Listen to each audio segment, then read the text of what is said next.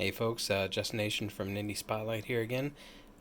This time reviewing the PDP Gaming LVL40 wired stereo headset. As you can see, it is a thoroughly switched headset. It's got the dual color look, so you'll definitely be rocking this and sending out your Switch vibes. Um, but it's a pretty darn good headset for at least for the pretty affordable price.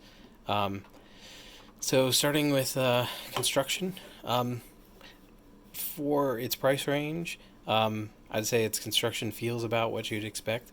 It's kind of light. It doesn't necessarily feel cheap, but it's definitely lacking in heft.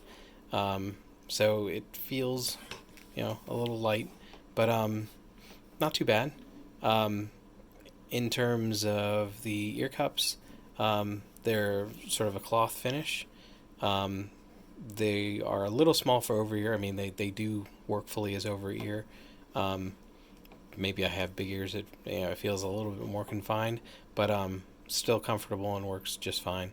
Um, the nice thing about the padding and the cloth construction of uh, the headphones is the fact that they do breathe pretty well. I was able to wear these for a pretty long time. Didn't get any of the sort of ear sweat that you can get, particularly with leather or things like that. And it stayed pretty comfortable. Um, Fairly good noise cancellation. Muffling out some of the sound around you is always a nice thing. That works pretty well. Um, in terms of the volume, I'd say it has the volume dial here. Um, I would say I could deal with it being a little bit louder, but that's fine.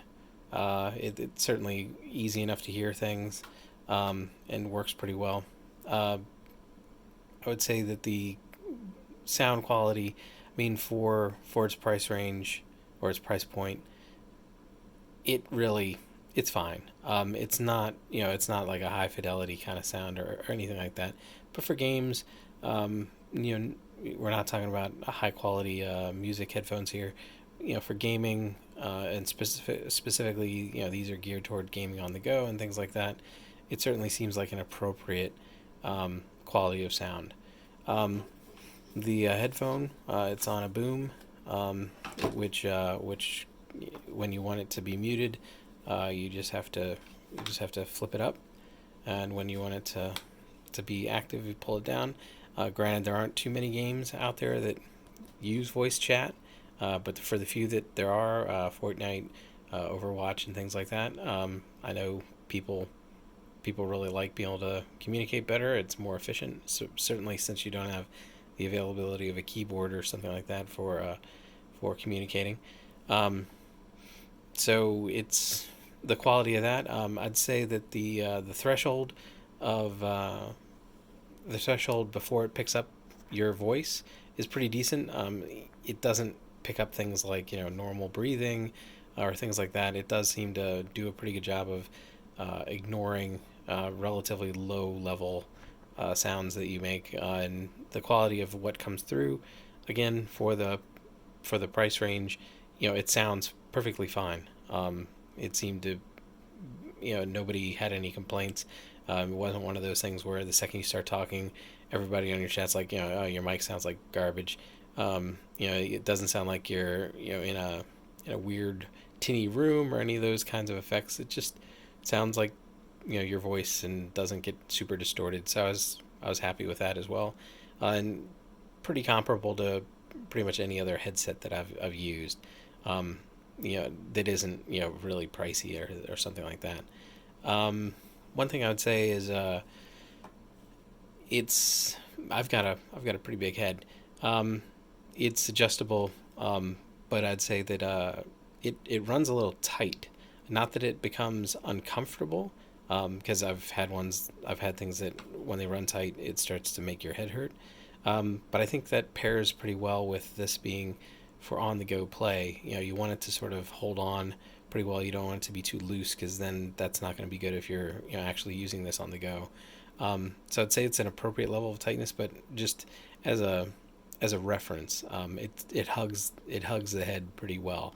Whether that's a pro or con, like I said, not to the point that you're going to get a headache, because that can definitely happen. Um, let's see. In terms of the cord, it's not very long, but that's sort of what the intention is. So the idea with this is you're going to play in handheld mode and plug it in, and that will be just fine. Because you don't actually, you wouldn't want it to be much longer than this, because then it's going to be dangling and you have a chance of getting it caught on anything.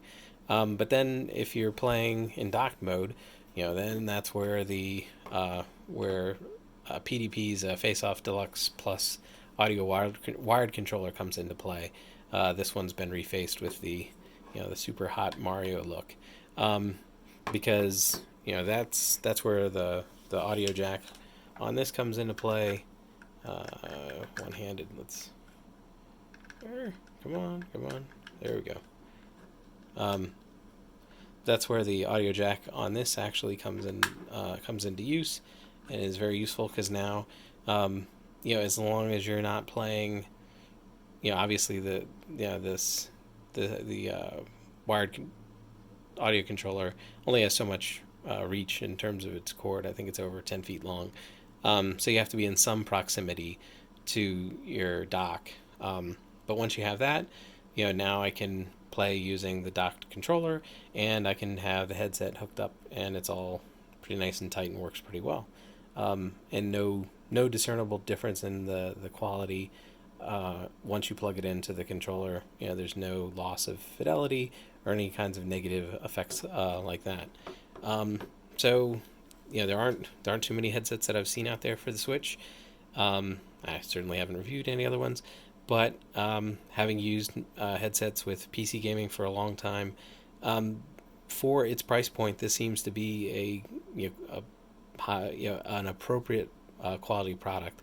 Like I said, the construction feels a bit light, which might be a bit of a turnoff for some people. It doesn't have that heavy feel, but if you're moving around a lot and you're on the go, you probably don't want something heavier anyway. And like I said, then you pair that with the fact that it sort of hugs your head pretty well, and it's a pretty good on-the-go headset. The quality of the mic, you shouldn't be picking up, with the exception of maybe a stronger wind. There shouldn't be a lot of noise coming from the mic because of its threshold before it starts picking up sound. So biggest pros, obviously gaming on the go. It's a very affordable price. I'd say the sort of the only cons that I can think of, the level of volume. I'd say it would be nice if it could get a little higher. But that's about it. It seems to be, like I said, it's a price appropriate quality for what you get. And if you've been looking for a headset so you can communicate with other people in game, it's a perfectly good option, right? So thanks a lot for listening, and I'll talk to you later.